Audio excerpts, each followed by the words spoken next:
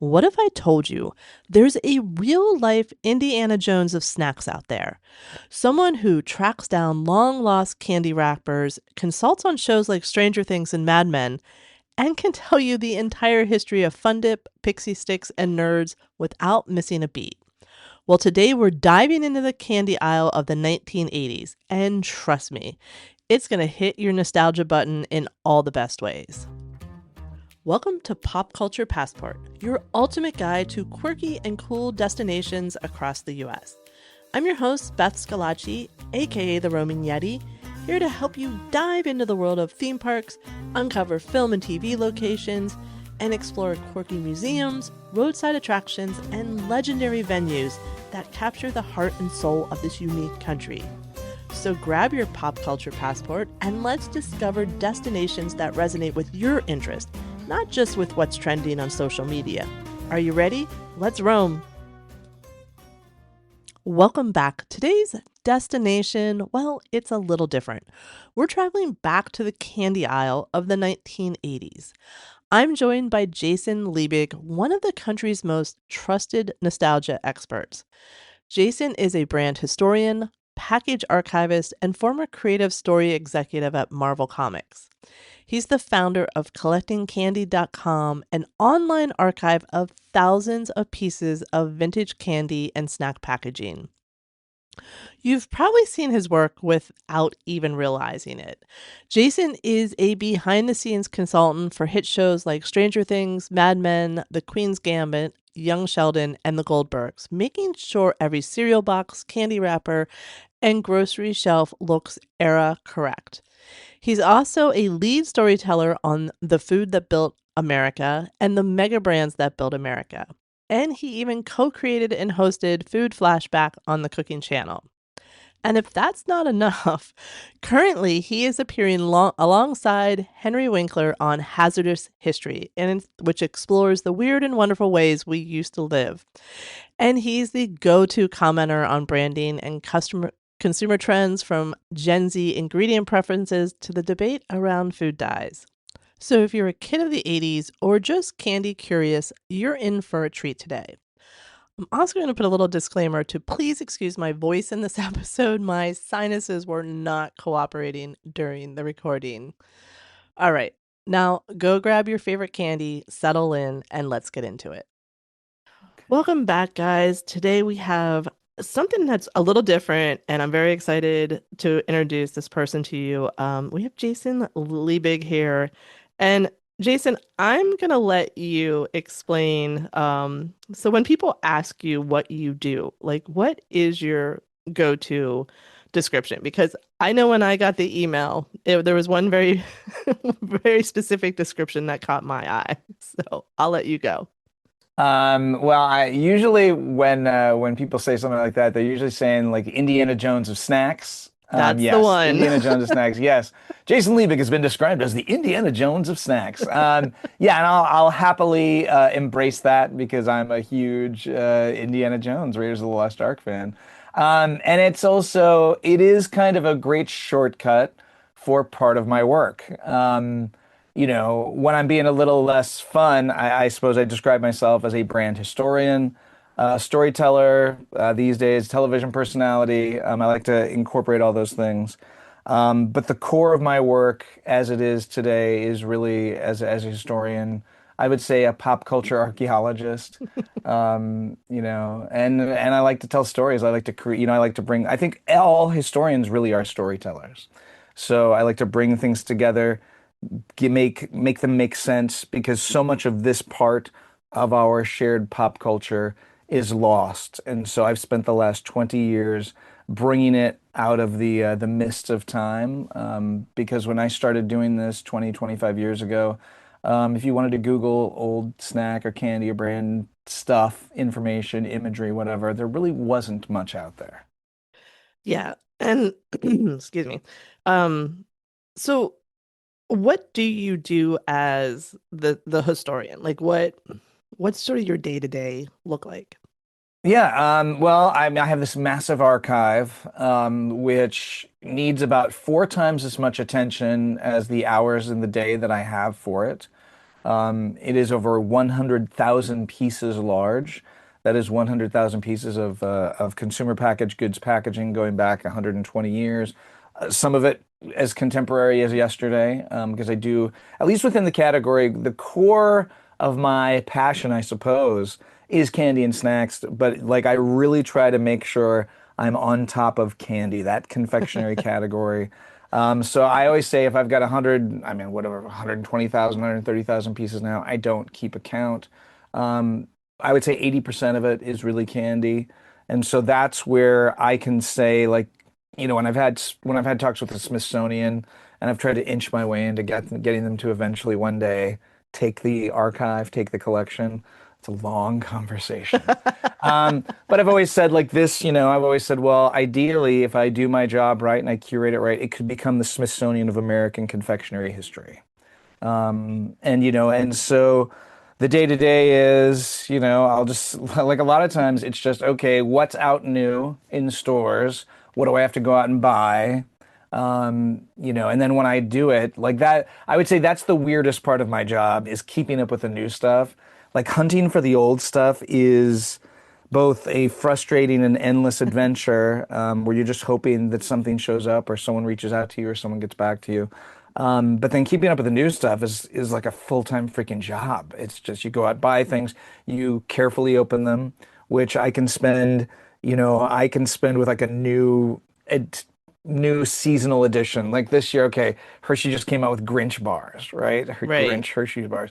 So I got a pack of 6 Hershey Grinch bars. I'm like, okay, how can I unseal these to preserve the packaging without tearing it? So I'll sit over 5 Grinch bars or whatever it is for 30 minutes, carefully opening them. I mean, how could I be using my time better? I don't know, but I'm opening Grinch bars as slowly as humanly possible. And then I will clean them, dry them, press them so that they are archival ready, and they go into the archives. When I'm not working on things like that, it's okay. It's scanning pieces. I used to say about 40% of the archive is scanned, and now I'd probably say about 30% of it. So I probably have about 50,000 pieces scanned. And right now I've got a book of slides, from the Sunline Company, which I'm going to try to start scanning before I start my holiday travels. But these go back to the 60s and 70s. And so I've got a high resolution slide scanner. I'll be attempting to scan those before I leave, but it can take a lot of time. Yeah. Scanning slides can take like an hour per page of slides. So as this isn't a thing as a kid, you're like, when I grow up, I'm gonna do this. Or maybe it is. I don't know. But like how were you so into candy and snacks as a kid? Like how did you get into this? Look, it's a good question. I can back into my answer a few different ways. First, I would say that a big part of what I do is collecting. I suppose if I wasn't consulting and writing and doing these TV shows, I would just be sort of a collector with a massive collection of old candy wrappers and things. And I've always been a collector. So when I was a kid, I collected comic books and trading cards, the standard fare, I'd say. As I was getting out of college, I never really gave up comic books. Comic books became very serious in the 80s, and I grew up sort of with them. But when I was getting my start sort of as a young adult, right before I moved to New York in the early 90s, I was starting to collect action figures and Hmm. toys, all kid stuff. And it would be a series of events in the early 2000s that would get me into this.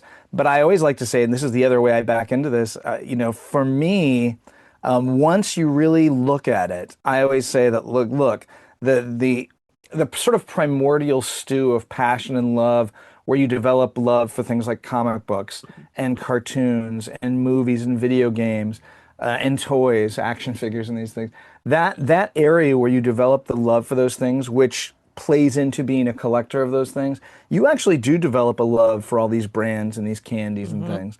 So it's just the fact that no one's ever thought to do it, or no one had access to it enough to realize you could even collect it. Right. I know for me, the thing, and there are more collectors now than when I started, much to my chagrin, I think, because I'm like, hey, you're competing with me on eBay. That's not what this is supposed to be. But But it makes sense. In 1990, a company called Tomart, which was a big collector company, they came out with a book called like The Price Guide to Action Figures. And I remember I bought it at my local comic store. And having that book and seeing all the toys from the previous 30 years and having them all laid out and you could see how cool they looked. And I was like, oh man, that would be really fun to collect. And so that's what I did. And so I guess I certainly didn't grow up wanting to collect the stuff. I wish I had now in Right. retrospect. Can you imagine? Um, yes, that would have been really nice. Would have saved me a lot of time and money. Um, but I would say that the passion was there. And so for me, how I started was in the early 2000s, I was shooting a film. I'll give you the most digest version I can. I was shooting a film in Boston. I had a day off. Preface that this was before smartphones. This was before things like Instagram, social media, where you could just, if you had a day in a hotel room with nothing to do, you can just kill your time, right? Right. So I went to the local Barnes and Noble, which was down the street from this hotel that I was staying at. And another preface, let me jump back again. During my 5 years at Marvel Comics in the late 90s, I was not a designer. I had a business degree, but I was a creative editor, and I became very interested and I became very educated about design Hmm. because I worked with all these great designers at Marvel in the bullpen. And so I became interested in design. I was playing around with design on Photoshop, and this was when I would learn terms like negative space, and publishing terms like or printing terms like trapping and all these things and CYMK. Anyway, so I was spending time in the design section of this Barnes and Noble back around 2002, I would say. And I found this book called Crazy Kids Food. It's all about kids' food packaging from the 50s, 60s, and 70s. And I thought, oh my gosh, this is so cool. Written by a guy named Dan Goodsell and Steve Roden. Dan Goodsell, who is become a very, very close friend of mine over the last 25 years. Took it back to my hotel room, bought that book. I did buy it. Took it back to my hotel room, and I just obsessed over it. And it sparked this idea, a very simple idea. I was very nostalgic for three things from my childhood. A hot tamales box and the design it held when I was a kid, a super sugar crisp cereal box from when Okay. I was a kid, and a marathon bar wrapper. And as when I returned to New York City, I went online, you go to eBay, there was eBay back then, and there was no ability to just go onto eBay and buy them. If you wanted to buy the first appearance of Spider-Man, Amazing Fantasy 15, or a Mickey Mantle rookie card, these incredibly rare collectibles, they were definitely on eBay. You Hmm. just had to have the money to buy them. If you wanted a 1970s hot tamales box, didn't matter how much money you had, you were just going to have to sit and wait. And wait, I did. And I think it was 2 years I think it was an early 80s hot tamales box before one showed up on eBay, let Nice. alone, yeah. And so then I guess I had some time on my hands. And, when I couldn't find those things, I started buying other things on my eBay searches. And then I just started obsessively documenting them. And then I sort of eventually, after documenting thousands of these things, I became sort of known for that. And then I started bringing more order to it. And then I really leaned in on candy when I bought the collection of a guy who had saved candy wrappers in the late 60s and early 70s. And then that was it. From there, I was off to the races. I love a good origin story, and that definitely is one. Um and I so get the um attraction to like the packaging and stuff. I went to college for marketing, and I Same. I had That's what my degree's okay. in. And I had a product development teacher who like was like, go to the grocery store, find new product. Like, so I have always been like that side of like the logos and the marketing and where the packaging is, and I still take way too long in the grocery store. I annoy everyone. My wife goes crazy sometimes. She goes, "Do we need to stop at another convenience store?" I was like, "Can we just stop? I haven't seen that one before when we're on the road." I was like, "Oh, this is a grocery store I've never been to. Let's go there." Oh yeah, Yes. I hold up the family road trips at Sheets all the Ah, time because I'm like, oh wait, yes. the holiday ginger mints are out. Wait. Yes, Sheets is a great one for that. No, it's when you're into it, any convenience store or any grocery store is a grand adventure. Right. Yeah, it really is. Why It doesn't really is. everyone understand that? I don't Yeah, know. no, it's like they're missing out on free entertainment in this life, free joy. It's free, it's right Exactly. there. It's right there. Like you don't have to feel like it's a toil to go to the grocery store. Once you see how wonderful all this shit that's being marketed to you is, it's just like, oh yeah. It's all Yeah. good. Yeah. So you mentioned hot tamales. Was that a favorite candy as a kid, or was that more about the packaging? Like what was your favorite candy? No, I mean, if Hot Tamales was one of my Okay. favorite candies as a kid, it was one of my movie theater go-tos along with Milk Duds. I'd say Milk Duds and Hot Tamales were my movie theater go-tos, but I loved Hot Tamales. I still do. Hmm. Um, but I would say my two favorites were Marathon Bar and Hot Tamales. Thank God Okay. Hot Tamales are still around because Marathon Bar is not. Marathon Bar was one of those absence makes the heart grow fonder things because it was discontinued about the time I entered my teens. So Oh, okay. it was I think 1982, 1983 is when that was discontinued. Wow. It existed for a decade and that was it. Mm. But the Cadbury in the UK, the Cadbury Curly Whirly, still around. And as a historian, I have very firmly established that the Marathon Bar was merely Mars's knockoff of the Curly Oh, Whirly. The Curly Whirly is the OG. So, oh, yeah. there we go. So, Love a so hot you can go out tip. and get Curly Whirlies. They're a little smaller than they're a good deal smaller than they used to be, but that's okay. Curly Whirlies are still out there. You can still get them. You can get them on Amazon now from importing houses. It's great. Nice. So, yeah, I don't know if it's quite a marathon bar, but gosh darn it, it's at least like 90% of one. It's close and it's as close as you're gonna get, right? Well, I mean, I do know I have inside information because I have Oh. a lot of relationships with the industry. And I do know, I want to say probably about 12 years ago, the head buyer for Walgreens, and Walgreens, they buy a lot of candy.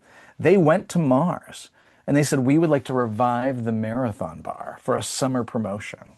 Oh. And Mars ultimately said no. No, I don't know the details, and I only have the former head buyer for Walgreens to accept for the validity and the accuracy of the story. But what I'll often say is because I have a lot of people who also love the Marathon Bar. People talk to me about these things. And and I say, yeah, man. I said, but I don't know if it's manufacturing, desire, because whatever, Mars is this $100 billion company. They're not going to revive it because if no amount of signatures, are going to get it. If the head buyer for Walgreens, who obviously could have bought a ton of these things, guaranteed.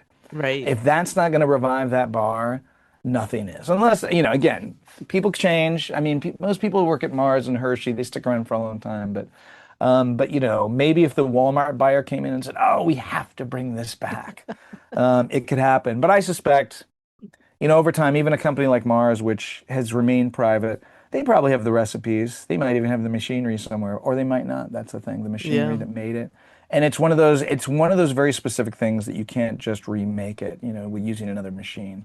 A lot of candy, a lot of confections are made with repurposed machinery. A lot of companies, over their history have sort of made the same. They've made a whole litany of products using a very limited amount of machinery. So Mm, it's a very innovative space. that makes sense. Yeah. So speaking of like candies of the 80s and stuff, you Yes. know, is there anything that really makes that decade um stand out more to other than other decades for candy? I'm an 80s kid, Yeah. born in the 70s, did a lot of candy eating in the 80s. So, Yeah. Well, look, I think the 80s are a really interesting time. I think I'm a borderline kid. I'm a very 70s, but I'm also a very 80s kid, I suppose. But by the time like all these iconic cartoons were coming out for 80s kids, He-Man, G.I. Joe, I was sort of beyond that. I was really like a 70s cartoon kid. But what I would say is you had this really interesting thing in commerce. They eased up on some of the regulations. So you had like cartoons now were just always toy commercials, right? You had mhm, He-Man, you had G.I. Joe, everything was tied to a cartoon. All the toys were candy, not so much. But what's interesting about candy is it started, in the wake of, and this was a little later 80s, but right around the same time that like Garbage Pail Kids came out. You started to see gummy worms enter the picture, Mhm. Sour Patch Kids, Airheads. So you started to get a little more gross out candy. That was really the birth of gummies in America, the late 80s. Okay. And so the idea, and of course, it fit with that gross out culture that kids were into at the time, because taking up a jiggly, slightly transparent worm and eating it. I literally remember I was dating a girl who was younger than me, and I remember she's like, "Oh, I love gummy worms." And I'm like, "What?" Like, I remember this sort of visceral reaction. I was like, "Why would you eat that?" And I Oh. was like, "It just looks gross." And then when I saw gummy bears for the first time, at least that I could remember, they reminded me of little cinnamon hot bears, which I had been having my whole childhood. Um, Not that, I mean, gummy bears in Europe had been around for 100 years, but here in America they weren't terribly embraced. So gummies were born in that era. But what's distinctive about it? I mean, I just think it was a great time for innovation. I think the Sunmark company, the Willy Wonka company, was doing really great work. I think they released Nerds in 1983, which is one of my all-time favorites. Okay. They released Runts, I think in '84. And of course they had, things like Fun Dip, were really coming into their full powers in the '80s. Which They was only just us launched. pouring sugar in our mouths. I mean, No, no, I mean, look, the funny thing is, because I've spent a lot of time with the people who made these products. I've interviewed alumni of the Willy Wonka Candy Company, previously Sunmark. You know, all like Fun Dip was just Lickamade with a stick. Lickamade was a product, this little packet of flavored sugar, essentially. hmm. That was their first product. They started making it in the 30s. Oh, It was wow. called Fruzola, then Frutola, then Lickamade. And if you look on a pack of Fun Dip, it still says Lickamade on it. Hmm. But once you added the stick to it, then it became a different product, Fun Dip. But so there was this sort of that was their main product. If you origin it back, and then in the late 50s, they're like, you know what? People still think this is a drink mix because it looked too much like Kool-Aid. It was just in a little single package. So they said we need to sell it a little differently so people know what it is. And they decided, we're going to take our Lickamade powder and why don't we buy these colored straws and we'll just pinch off the ends of these colored straws. We'll fill it with the powder. Can we get a machine to do that? They didn't even change the product at all. The thing they'd been making, and that's pixie sticks. Nice. So pixie sticks were that. And then they decided if they wanted to see if they could, and this is a much bigger story. This is a whole hour story. But then they decided to see if they could press that into a tablet, and that Okay. became Sweet Tarts. It's literally all the same product. That's Like, amazing. yeah. And then if you take Laffy Taffy, Tangy Taffy, depending on which iteration it is, mixing a little bit of Tangy Taffy, now called Laffy Taffy, in with that powder, and then you press that becomes Chewy Sweet Tarts. And so the amount Mm. of products that were made with basically essentially one ingredient are remarkable. And if you're into innovation, if you're into products, if you're into packaging, I always say, look, changing the packaging alone without even changing your product can change everything. Like Lickamade was sold very well. They were a very successful company. But when they put that exact same product in a colorful straw, right? They just changed the method of delivery. It ramped up their sales tremendously. And then when they pressed it into a tablet, that completely changed the game. Completely. That's it's so interesting how that sort of evolution of innovation is with the product and the different ways of packaging it. Oh, I guess that packaging can go wrong too, right? I mean, yes. I mean, yeah, no, of course. Like you can try something and it cannot work. And I suppose, and also, I can't think of an example off the top of my head, but there are certainly products that probably, oh, if only they would have done a different kind of packaging, it might have worked better. right. Again, same company, but when I look at Nerds, had Nerds been released in a single flavor box, you could have kept everything the same. I question whether that product would have launched as successfully. Mm. I think the innovation of having one flavor on one side and another flavor on the other side. I actually speak to this at business conferences. I said what they did there was they gave you a perceived value. And I can say this because I remember being like 13 years old, buying Nerds for the first time or having Nerds bought for me. I remember thinking, oh, I'm basically getting two candies here, Mm. and I get to choose, and then you can mix, and you had all this stuff. And I like to talk about how in 1983, when Nerds launched, what you gave kids wasn't just a delicious product, because it was delicious, it was awesome. You gave kids just a little taste of agency. They had a little bit of control in their life because they could decide if they went grape Oh. or strawberry, Or or they could mix. mix them. Yeah, and I Yes. said, look, and in 1983 kids didn't have that much agency. Yeah. They didn't choose a lot. Now I do think nowadays kids have a lot more agency, and so that demographic has changed. So I think offering kids agency in a food product or a candy product isn't as much of a draw.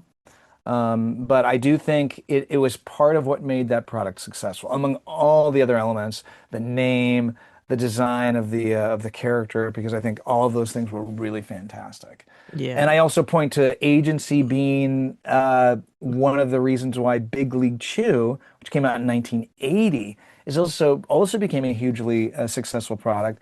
You weren't you weren't limited just to a stick of gum. You could literally grab as much out of that pouch as you wanted.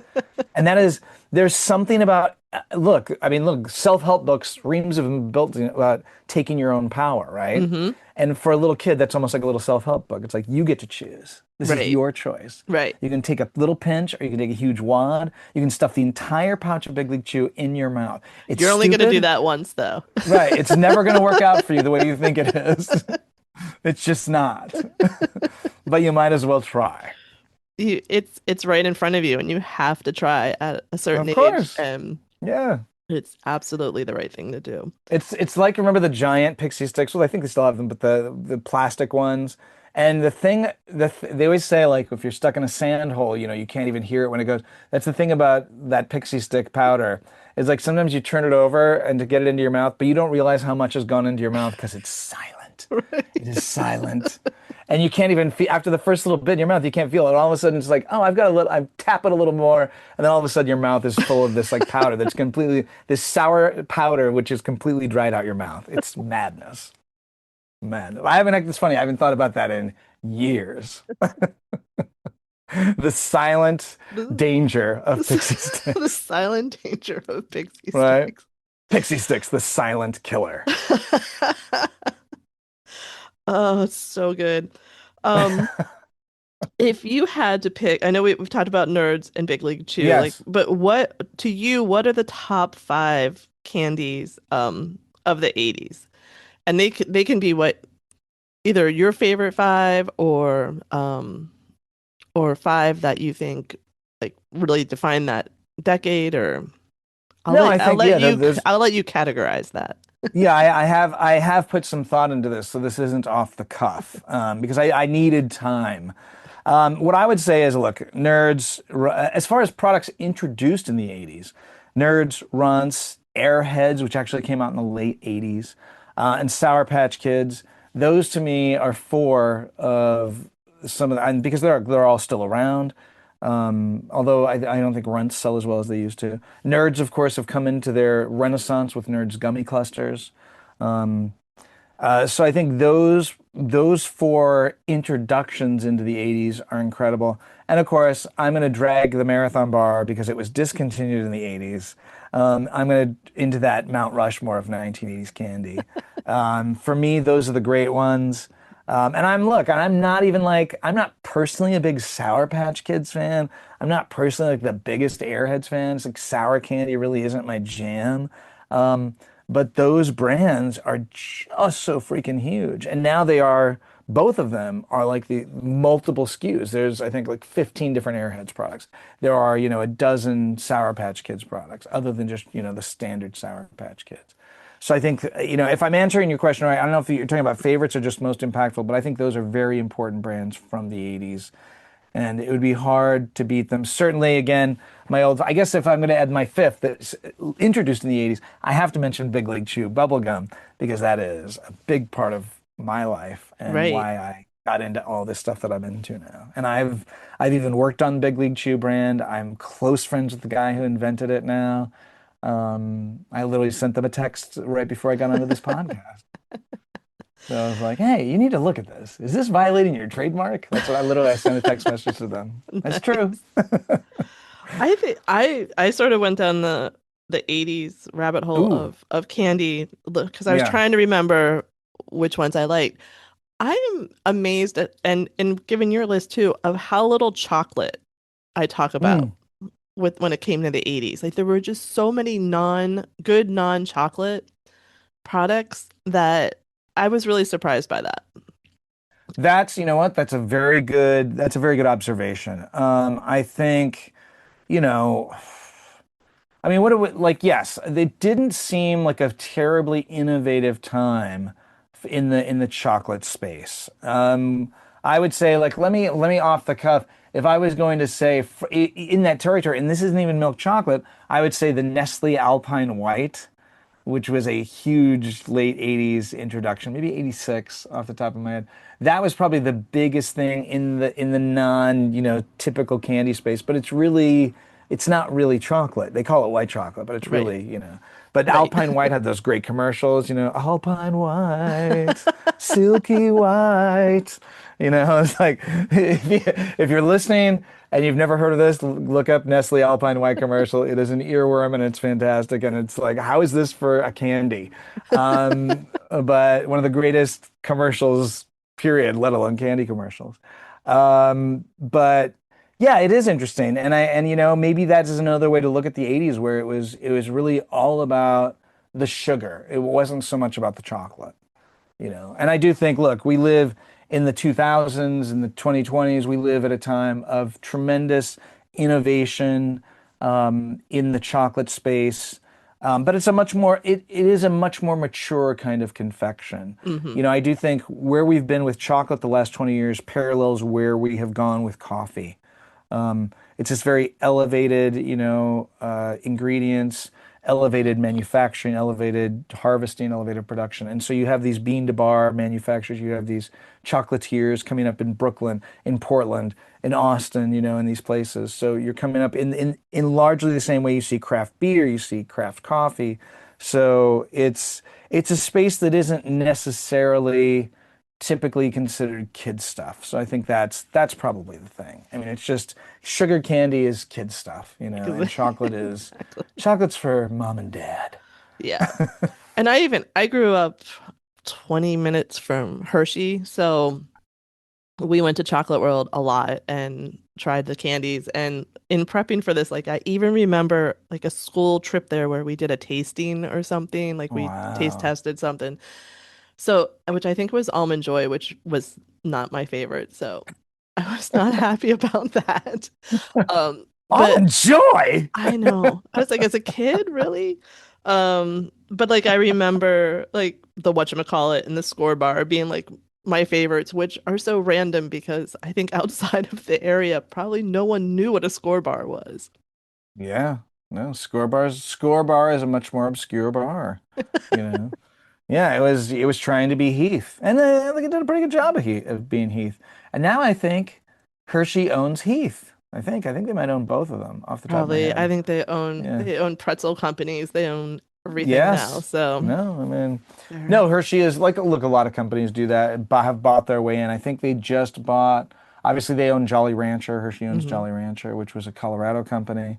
And now they're doing, I think they just bought Sour Strips, the company, mm, although the packaging doesn't reflect that yet. yeah. But I think they did that like a year ago. So yeah, Hershey's got money to spend. They don't have to develop all new products. So we so we can expect a sour strip roller coaster in 2 years. Yes. Yes. Yeah, like Jolly Rancher is so fascinating because it used to be this pretty much just these hard little candies. They were like hard boiled candies. But really the Jolly Rancher brand nowadays, they still make the hard candy, but it's really all about the gummies. It's Jolly Yeah. Rancher gummies. Yeah. That's Hershey's go-to gummy brand. Um, and fair enough. Like I love what they've done with the brand. I'm a big fan. So I'm actually going to Hershey's Chocolate World in Times Square tomorrow morning. Nice. They are launching the Hershey's Dubai, inspired by Dubai chocolate bar, and they're only making 10,000 of them. This is Hmm. very exciting. It's very exciting. Only releasing 10,000. I've got the half an hour early invite, so I don't have to wait in line, which I'm very grateful for. It's like all the thousands of hours of work I done over the last 20 years. It just means I don't have It to wait in that freaking line. just paid Thank off. God. Yeah, it just paid off. No, it pays off all the time. I know. But it's nice. It's nice to not have to wait in the line. Exactly. Um, but they're gonna go on sale, but only like you can get them through GoPuff, which is like like a delivery service, a food delivery service, and only I think in like LA, Las Vegas, and New York or something. So yeah, expect to see Interesting. the Hershey's Dubai chocolate bar on eBay for $50 tomorrow. Unfortunately. Maybe, maybe not. People will be like, Dubai chocolate, that was so last year. Exactly. It just took Hershey Yeah, a while. It's all right. right? It did. So I know that you have consulted on a lot of shows like Stranger Things and Mad Men. So I Yes. would be not doing my job if I didn't bring it up, given we're in this 500 part finale Yes. of the show.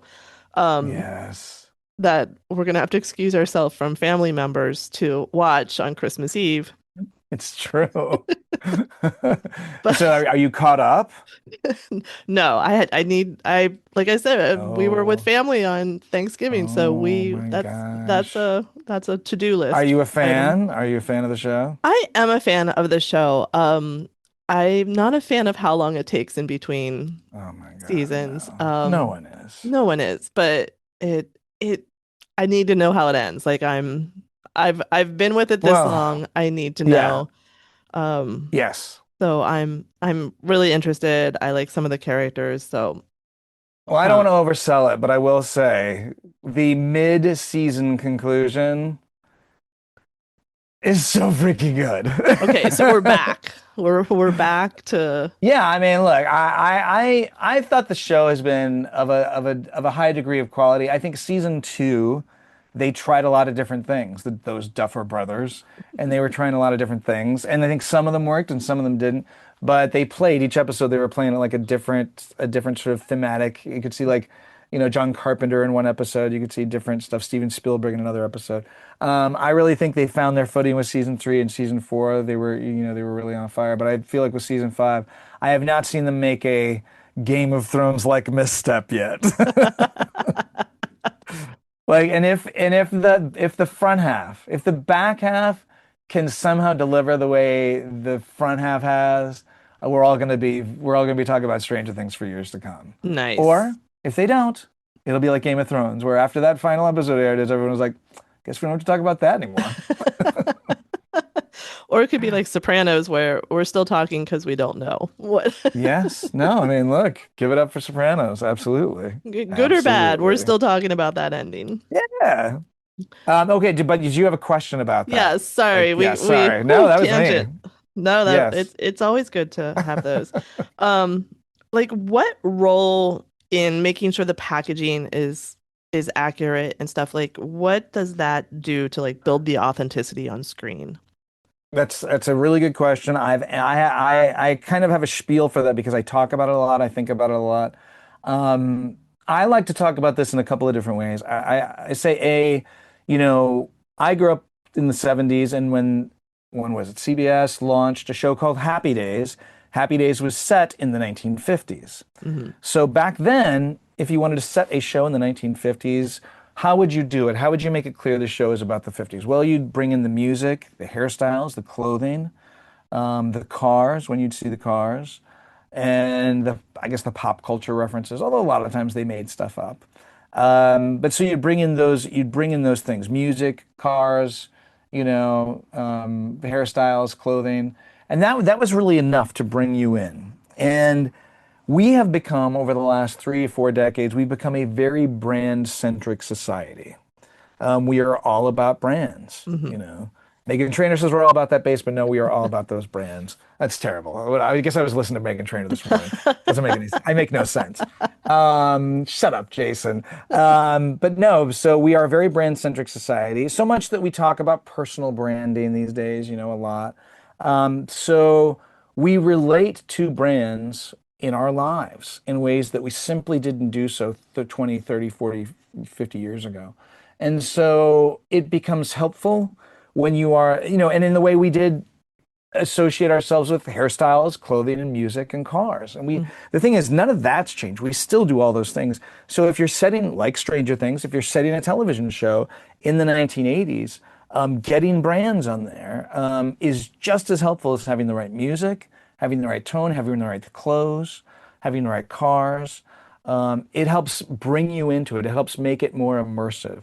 Because when you see, as I did when I was looking at Crazy Kids Food, when I thought, oh, I just want to see that cereal box the way it was when I was a kid, Hmm. and when I finally saw it, that spark it did for me was like hearing a song that I would hear played when I was a kid, or smelling, I don't know, my grandmother's perfume or something.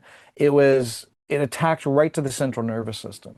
So I think because design for eras also has a look, even if you don't know the brands, right, and you see them in the background, it brings you in further in the same exact way that the right cars do, the right hairstyles, the right clothing does.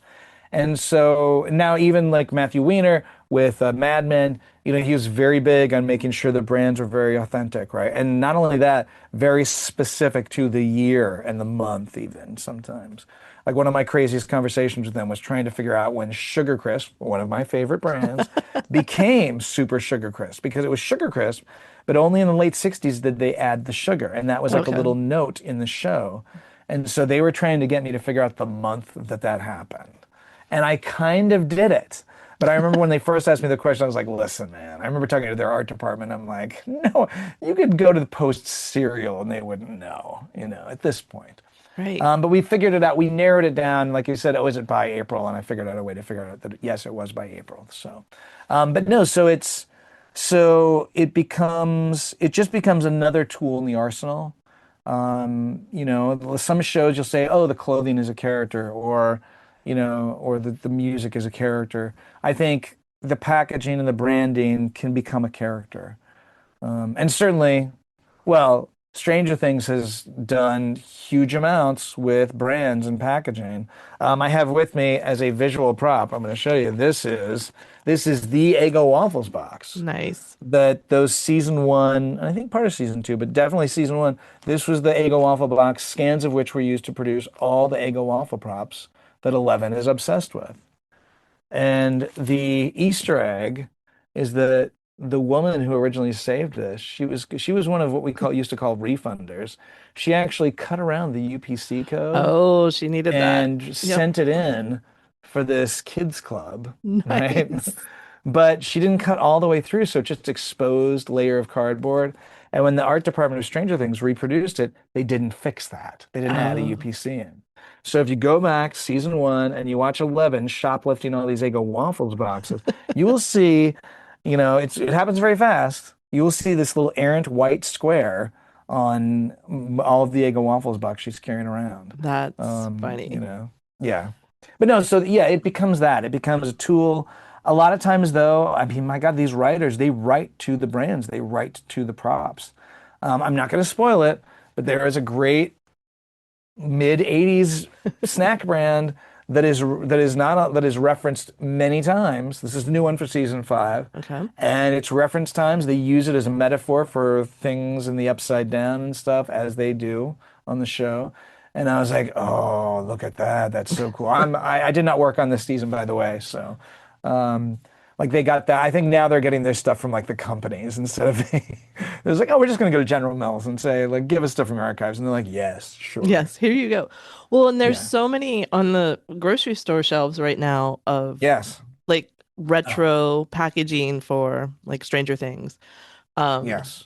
are those like how would you consider those accuracy? Have you looked at any of those or Oh, sure. Yeah. I mean, I think, it's always challenging when you're trying to do retro packaging, nostalgic packaging. Look, right? nostalgia, every brand person today, every ad person, marketing person will talk about the power of nostalgia Yes. and nostalgia. I talked about nostalgia anchoring, um, and there's ways to go about it. Look, the nostalgia play, as it were, can just be showing you the packet, like reproducing the old packaging as close as you can, because there's new regulations, things you have to put on there. Well, Stranger Things, no, I think it's look, I think it's great. People have really leaned in. So, they'll go out and do Kellogg's boxes. I think they did a Demogorgon Crunch, by the way, which you Yeah. can get. But they also did like Fruit Loops, in sort of a throwback box. For the last season, they did like upside down versions of some of these cereals so you could Hmm. order them online and they would be like all twisted and kind of messed up. But no, I think tying into the nostalgia is a very powerful marketing tool. I think, I'm trying to think because I think they did Gatorade. So there's Stranger Things Gatorade, but then there's an upside down Gatorade where There's a the label is upside down. The thing You that know, caught me with Gatorade is there's a Gatorade water bottle that looks just like the ones that like we used in high school sports. Like oh, it nice, I saw yes. that I was like, and then there's a little Stranger Things logo on it, but like it was definitely a double take moment. Like what's Yeah. going on there? And Stranger Things, I think you can definitely look at Stranger Things over, God, has it been like almost 10 years? Like you said, it takes a long time for those seasons. But no, Stranger Things has definitely helped. Look, Stranger Things came into a world where people were definitely obsessed with 80s retro culture. And it leaned into that very successfully. But of course, as it leans into what already exists, it has then doubled and tripled it up. Stranger Things has been responsible for a lot of additional nostalgia. People who didn't Hmm. grow up in the 80s, I think, watch the show and they're like, "Oh my God, that was such a great time to grow up." They're playing D&D, they're on their bikes, they have walkie-talkies. Isn't that great? Yeah, so I think the packaging and the branding just becomes another opportunity to connect with consumers. Brands are very smart. They lean into this, Hmm. So anytime you do a tie-in with pop culture or movie or show, that is what that is. I think the great thing about this is though that these well-established brands, Pringles, Gatorade, Kellogg's cereal, whoever it is, Burger King, I think was on the last season of the season before Hmm. that. This is an opportunity to connect to the part of consumers that are fans of your brand. Yeah. So, if mom and dad were taking you to Burger King in the 80s or you were getting Gatorade in middle school in 1988, when you see that throwback bottle and you see it and it's connected, even if you don't watch Stranger Things, you're going to connect to that. And that's Right. an opportunity for a brand to tie into this sort of nostalgic hook and take you to a place. And the reason nostalgia works, when you're the candy historian guy, this is a little bit of a sidetrack. Um, Everybody has a candy story they want to tell you, Right. and I'm not complaining because I love it. Right? I'm more excited to hear about someone's candy story than they are to tell it to me. I promise. But a lot of those stories are couched in this sweet, innocent joy. Oh, my grandmother used to take me to the Jersey Shore. We used to go to this one shop. I used to work here, and it's always tied to a simpler time, And look, not everybody had a great childhood, but a lot of people had a more innocent childhood. It was certainly simpler, less complicated. Oftentimes people who are now gone, who've passed on, they were around, Hmm. and so that connective tissue. When I talked to like Candy Brand, I was like, look, your brand represents to people, I think, like the first time they experienced, it, the first time they loved it. It is the way music can take us back in the Hmm. same way. And even when you're not like specifically remembering a specific memory, it just makes you feel something, and I think that's where brands are wise, they lean into that because that's if you're trying to sell stuff to people, if you can sell them their own childhood, it's pretty good, you Yeah. know? Because it's like the marketing's already done. They loved that part of themselves, they loved that part of their Exactly. lives. Yeah. Exactly. Yeah. Um, with Stranger Things having so much like with the packaging and stuff, and the only other like I can think of one other iconic candy moment in film, which is the Reese's Pieces with E.T. Oh, Um, yes. are there any other like candy moments in movies or TV shows that you think either got it really, really right or really, really wrong? Oh. Oh, God, that's a good question. Like, okay, so I wish that might take me a minute to get. That's such a good question.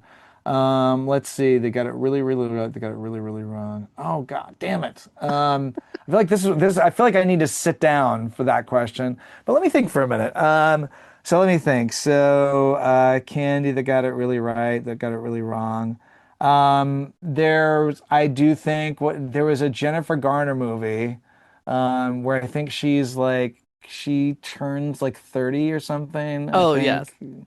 Yeah. Yeah, I and I know the feel one you're like talking, Mark I think Ruffalo, they talk and about razzles in that, don't they? I think they Um, do because yeah, I think they recently had an anniversary of that movie and yeah. someone had Razzles, So I'm glad I came up with that one. Woo! Uh, which was on my list of 80s candies, remarkably well, enough. Look, Razzles are great candy. They're still around. They were created though in 1964, Okay. so they've been around a long time. But to your point, they are such a like when we were talking about how sugary the 80s were, right?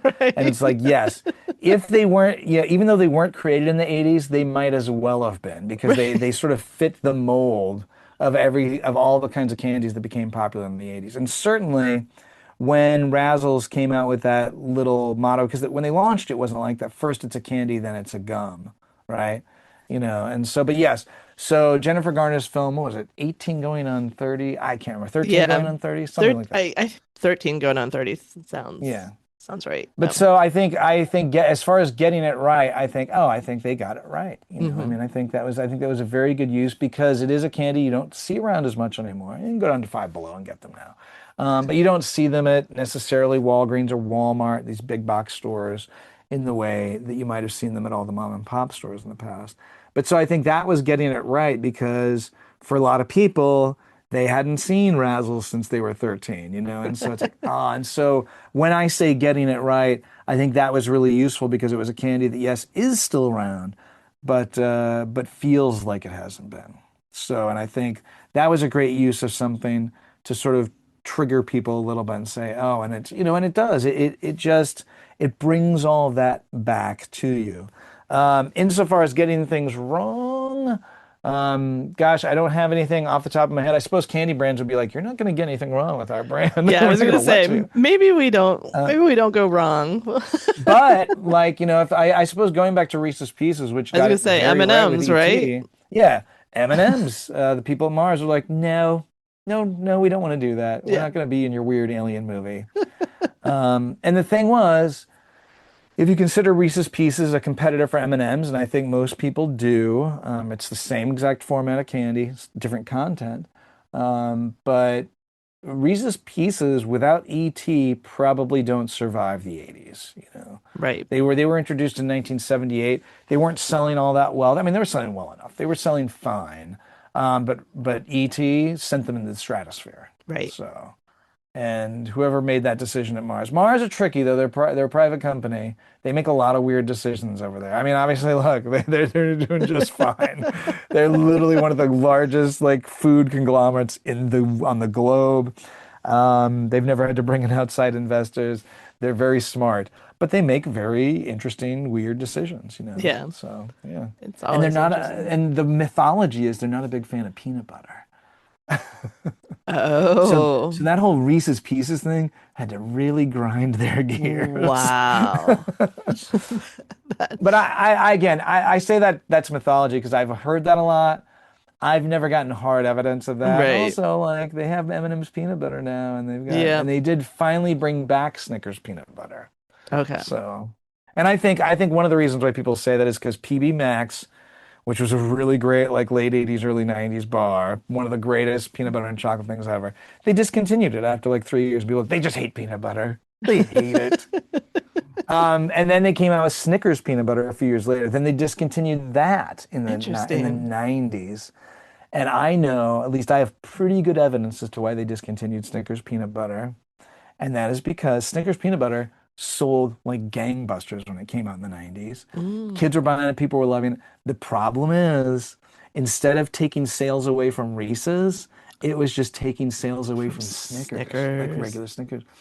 And and from a business standpoint, from a marketing standpoint, it's fascinating when you see the contextual realities as to why some, like you think, oh, if we're selling 5 million Snickers peanut butter, why would they discontinue that? Well, because it's not actually helping them, you Right. know? Like if they were stealing 5 million sales from Reese's, that's one thing. But if you're just stealing sales from yourself, why you even have the other product, you know? Right. Yeah. The cost, And in this associated case, cost and all that fun yeah, stuff. and yes, and in this case, I think it was they'd stolen enough of their own sales that Reese's was actually going to be number one on the sales reports, and they were like, Mm, "This cannot happen." And I think that, and I think if as long as I've got that story, I think that's part of how the mythology of Mars hates peanut butter comes from. that So makes yeah, perfect sense. Well, okay, I'm yeah, gonna ask you one last question, yes. and what is your personal holy grail candy packaging that you're Ooh. still on the search for? Oh. What's that white whale? All right, here's the deal. I have learned never to answer this question. Okay. Oh, that's a And good I'm, point. I'm gonna I'm gonna tell you why. I have done this in the past. I have things in my because I don't sell things out of my collection. Like people say, Right. you never sell anything, you don't trade anything. I was like, really? No. I've traded a couple of things. I just don't sell anything. That's why I have a room full of 130,000 candy wrappers. But and I have a lot of things no one else has, and I'm like, and I respect people who also want to own them. But it wouldn't be the archive. It wouldn't be going to the Smithsonian in 20 years if I started just selling things off. That's not Right. what I do. Right. But and when I've shared like, oh, I really want this, someone says, I'm gonna go get that. I'm gonna find that. So you release that to me. What I would say is this. Um, I really love origin stories of brands. There are a remarkable amount of versions of things that are out there. The thing about if you've ever collected anything, if you've ever been a collector, known a collect like a comic book collector, the Holy Grail question is a great question. A lot of people say like, "Oh, I'd love to have Action Comics number one." I think the Hmm. Superman number one that just sold for like I don't know $9 million. 9 million. These are Yep. holy, yeah, these are holy grails for collectors. In candy and snacks, it is remarkable what how rare this stuff is, because people say, "Oh, is this rare?" I was like, "Listen, it's all rare. Show me a 1980s chip bag that isn't rare. They are all rare, Right. exceptionally rare." It is the rare exception that they aren't, that someone found a box of like chip bags somewhere out of the printer or factory or whatever, because that happens too Mhm. occasionally.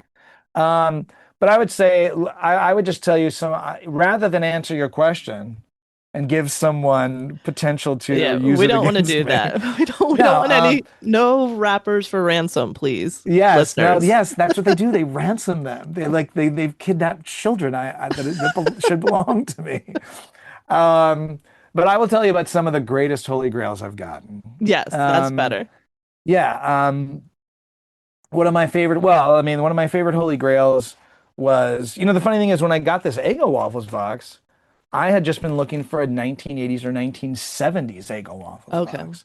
And this was the first shot I had at one of that era. This is a late 70s Eggo Waffles box, which is Nice. also in the show. Um, but no, so look, a lot of my early grails were all about childhood stuff. One of the first grails I remember getting was I wanted a bottle caps package, bottle caps candy, pressed Yeah. extras. I wanted one of those, and I got one of those. And there are parts of the bottle caps brand story that I know early on. There were iterations of that product that, without getting specific, that I would kill to find. But no, like when I got the very first Nerds box, Hmm. which I could verify was the very first version of that, which is still the only one I've ever found. I was very excited about that. When I got the first Kit Kat wrapper from 1937, Wow. very, very exciting. And I'll tell you, this was a great story. And this is how we'll close out. Because of my presence online, a woman reached out to me. Her father, when he was a child in the UK, in England, in the late 30s, he had saved chocolate bar wrappers. Mm. He had a little collection, a couple hundred wrappers by the time the war came.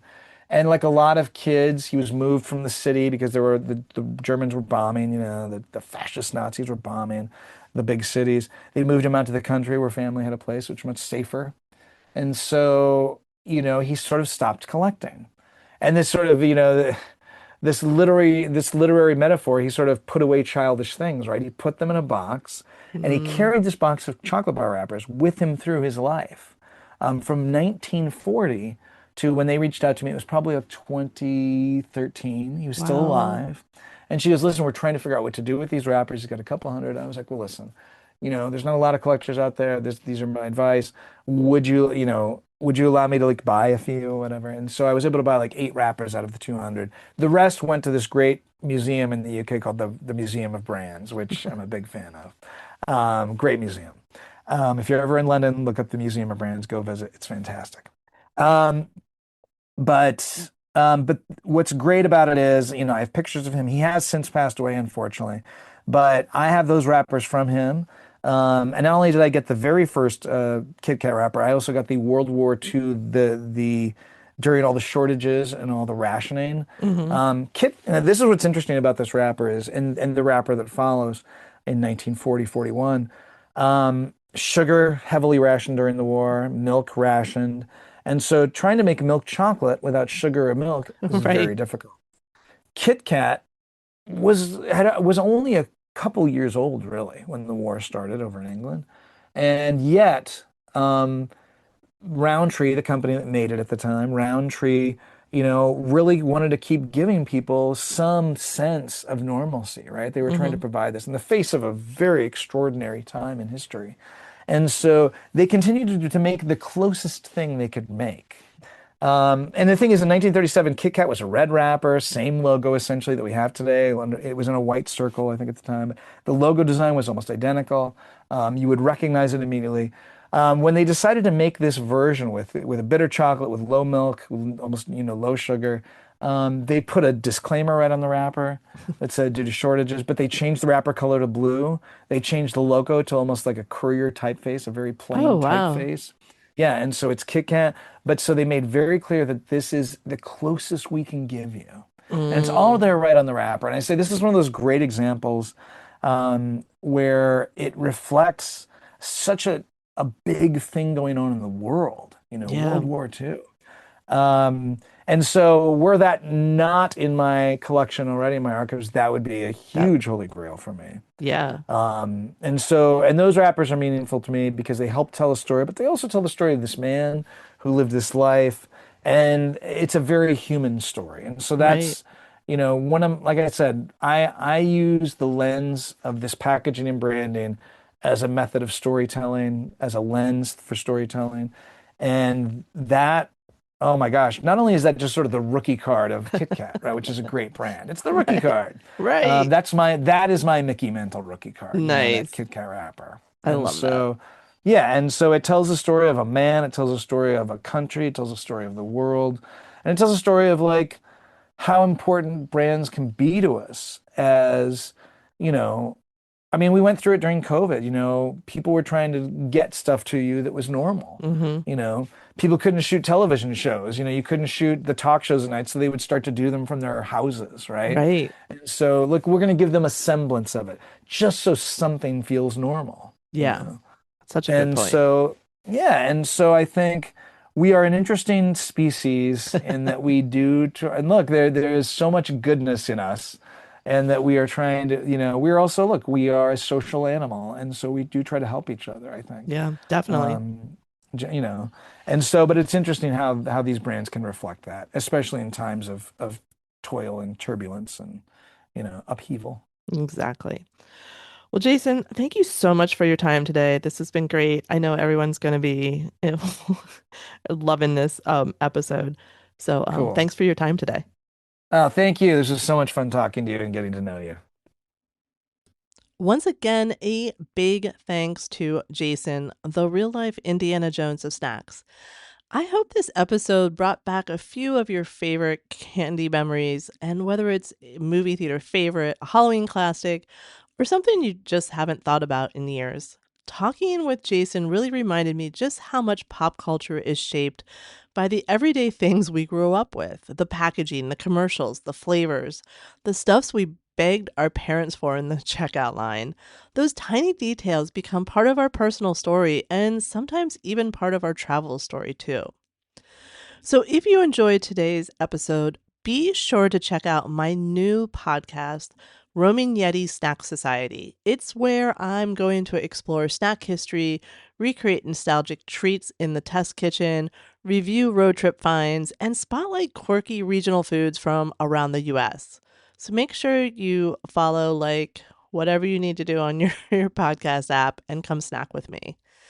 And with that, we add another stamp to our pop culture passport. I hope that this episode inspires you to get out and explore all that is quirky and cool, even in your own backyard. Follow, download, and subscribe so you don't miss future episodes. Tell a friend, leave a review if you like what we're doing. You can also follow me on Instagram or Facebook. Just search for The Roaming Yeti. Keep roaming and finding your fun.